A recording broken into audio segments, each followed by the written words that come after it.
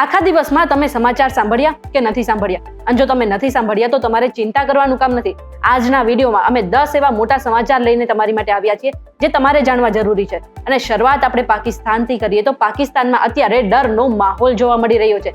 એટલા માટે ગુજરાતના ગૃહ રાજ્ય મંત્રીએ હર્ષ સંઘવીએ ટ્વીટ કરીને એવું જણાવ્યું છે કે પાકિસ્તાનની જેટલી પણ સેના છે ને એમાં જેટલા પણ ઉચ્ચ અધિકારીઓ છે તેઓ રાજીનામું આપી રહ્યા છે અને આ પછી પોતાનો દેશ છોડીને બીજા દેશમાં ભાગી પણ રહ્યા છે. આટલું જ નહીં, ભારતને લુખ્ખી ધમકી આપનાર મંત્રી બિલાવલ ભુટ્ટોનો પરિવાર વિદેશ ભાગી ગયો છે અને પાકિસ્તાન આર્મીના ચીફનો પરિવાર પણ લંડનમાં છુપાઈ ગયો છે. તો બીજી તરફ ભારતે પાકિસ્તાન સામે ડિજિટલ સ્ટ્રાઇક કરી છે, જેમાં 16 જેટલી યુટ્યુબ ચેનલો જે છે પાકિસ્તાની તેને ઇન્ડિયામાં બેન કરી નાખવામાં આવી છે. એક બાજુ પાકિસ્તાન ભારતને ધમકી આપી રહ્યું છે કે સિંધુ નદીનું પાણી રોક્યું ને તો લોહીની નદીઓ વહેશે. હા, અને બીજી બાજુ ભારતે પોતાની રીતે પ્લાનિંગ કરી પણ નાખી છે. ભારતે આજે ફ્રાન્સ સાથે મળીને રાફેલની 63,000 કરોડ રૂપિયાની ડીલ ફાઇનલ કરી છે અને ટૂંક સમયની અંદર જ આપણને આ રાફેલ મળી જશે. મહત્વનું છે કે ભારતને 22 નંગ સિંગલ સીટ રાફેલ એમ જેટ અને 4 નંગ ટ્વિન સીટ જેટ એમ કુલ 26 નંગ પ્લેન મળશે. જોકે મહત્વનું છે કે આ એકવાર ડીલ ફાઇનલ થઈ ગઈ પછી પાકિસ્તાન જેવા નાના મોટા દેશ તો આપણે આરામથી જીતી શકીએ છીએ. જમ્મુ કાશ્મીરના પહેલગામમાં હુમલો જે થયો હતો તેનો એક લાઈવ વિડીયો અત્યારે વાયરલ થયો છે અને આ જે વિડીયો છે એ અમદાવાદના એક પ્રવાસીના મોબાઈલમાં રેકોર્ડ થઈ ગયો હતો. વાત એમ છે કે અમદાવાદનો પ્રવાસી જમ્મુ કાશ્મીર ફરવા ગયો હતો અને એ જ સમયે પહેલગામમાં ઝીપલાઇન કરી રહ્યા હતા અને તેઓ ઝીપલાઇન કરતા હતા એ જ દરમિયાન નીચે આતંકી હુમલો થયો હતો. જો કે એમને કહ્યું કે હું જ્યારે ઝીપલાઇન કરીને નીચે પહોંચ્યો ત્યારે જે આતંકીઓ છે મારાથી 5 થી 6 ફૂટની દૂરી પર હતા અને તેઓ લોકોને ધર્મ પૂછીને ગોળી મારતા હતા. સાથે એમને એમ પણ કહ્યું કે ભગવાનની દયાથી હું તો બચી ગયો અને મારો પરિવાર પણ બચી ગયો હતો, પરંતુ મેં 15 થી 20 લાશો ત્યાં જોઈ હતી. ભાજપના રાષ્ટ્રીય અધ્યક્ષ બનવાની જે ચૂંટણી હતી ને એ મુલતવી રાખવામાં આવી છે. મહત્વનું છે કે પહેલગામ હુમલો થયો આ બાદ ભાજપે નક્કી કર્યું છે કે આગળના સમયમાં થોડા સમય માટે તો આ રાષ્ટ્રીય અધ્યક્ષ પદની ચૂંટણી નહીં થાય. મહત્વનું છે કે 2019 બાદ જેપી નડ્ડા રાષ્ટ્રીય અધ્યક્ષ છે અને હવે તેમનો કાર્યકાળ પૂરો પણ થઈ ગયો છે. પહેલગામ આતંકી હુમલા પછી અત્યારે ગુજરાત હાઈ એલર્ટ પર છે અને ખાસ કરીને જેટલા પણ બાંગ્લાદેશીઓએ ગુજરાતમાં ગેરકાયદેસર એન્ટ્રી કરી છે, ગેરકાયદેસર રીતે રહી રહ્યા છે, તેમને અત્યારે ડિટેન કરીને ફરી પાછા તેમના દેશ પરત મોકલવામાં આવી રહ્યા છે.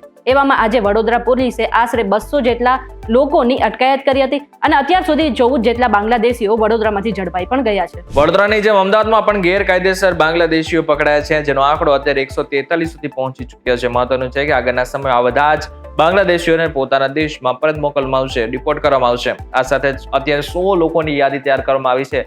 એ 100 લોકોને જો ટૂંક સમયની અંદર જ રિપોર્ટ કરી નાખવામાં આવશે.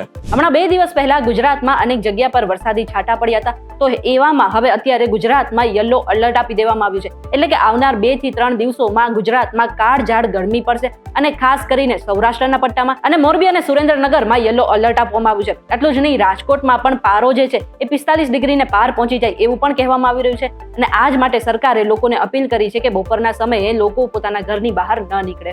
ગઈકાલે ગોંડલમાં ધમાસાન થયું. ગણેશ ગોંડલ અને એની સાથે અલ્પેશ કથિરિયાના જેટલા પણ સમર્થકો હતા એ સામે આવી ગયા હતા, પરંતુ બંનેમાં હવે એક નવો ટ્વિસ્ટ સામે આવ્યો છે. બંને પાર્ટીએ અલગ અલગ રીતે બંને પક્ષ તરફ જ ફરિયાદ નોંધાવી છે. ગણેશ ગોંડલના સમર્થકોએ અલ્પેશ કથિરિયાના સમર્થકો પર એવો આરોપ મૂકેલો છે કે બધા જ લોકોએ અમારા લોકોને કચરવાનો પ્રયાસ કર્યો છે, જ્યારે અલ્પેશ કથિરિયાના સમર્થકોએ એવું કહ્યું છે કે ગણેશ ગોંડલના સમર્થકોએ અમને મારવાની કોશિશ કરી છે.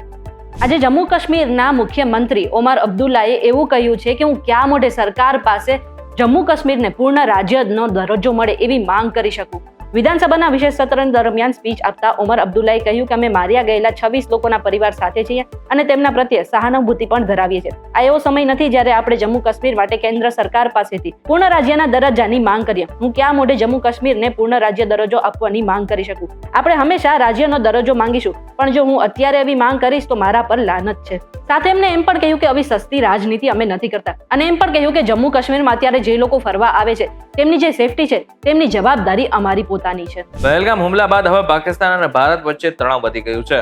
હમણાં થોડા દિવસ પહેલા સમાચાર આવ્યા હતા કે ચીને પાકિસ્તાને JF-17 મિસાઇલ પહોંચાડી દીધી છે અને C-130 હર્ક્યુલસ વિમાન ઇસ્લામાબાદમાં પહોંચી ચૂક્યું છે. હવે તુર્કીએ ઇસ્લામાબાદને પોતાનો ટેકો આપ્યો છે અને લડાયક સાધનો મોકલ્યા છે. તુર્કીએ વાયુસેનાનું C-130 હર્ક્યુલસ લશ્કરી પરિવહન વિમાન રવિવારે કરાચી મોકલ્યું હતું, જે લડાયક સાધનો લઈને આવ્યું. તુર્કીએ આ પગલાને પાકિસ્તાનને મોટા સમર્થન તરીકે જોવામાં આવી રહ્યું છે. તુર્કીએ પાકિસ્તાન અને ચીન વચ્ચે વધતો લશ્કરી સહયોગ દેશ દક્ષિણ એશિયાના ભૌગોલિક રાજનીતિ પર નોંધપાત્ર પરિવર્તન લાવી શકે છે. પરંતુ હવે કદાચ ચીન અને તુર્કીને નહીં ખબર હોય કે પાકિસ્તાન ઓલરેડી ભૂખમરામાં છે. હવે તમે એને સાધનો આપશો કે નહીં આપો એનાથી એને કઈ ફરક નથી પડવાનો, પરંતુ ભારત પોતાની રીતે મહેનત કરીને આતંકવાદનો જે બદલો છે એ તો લઈ જ લેશે. જ્યારે આ બાબતને લઈને તમારું શું કહેવું છે અમને જરા કોમેન્ટ કરીને ચોક્કસ કહેજો. વિડીયો થકી જો તમને કોઈ ઇન્ફોર્મેશન મળી હોય તો વિડીયો લાઈક અને શેર જરૂરથી કરજો તથા આવા જ ઇન્ફોર્મેટિવ વિડીયોઝ માટે VTV ડિજિટલ સાથે જોડાયેલા રહેજો.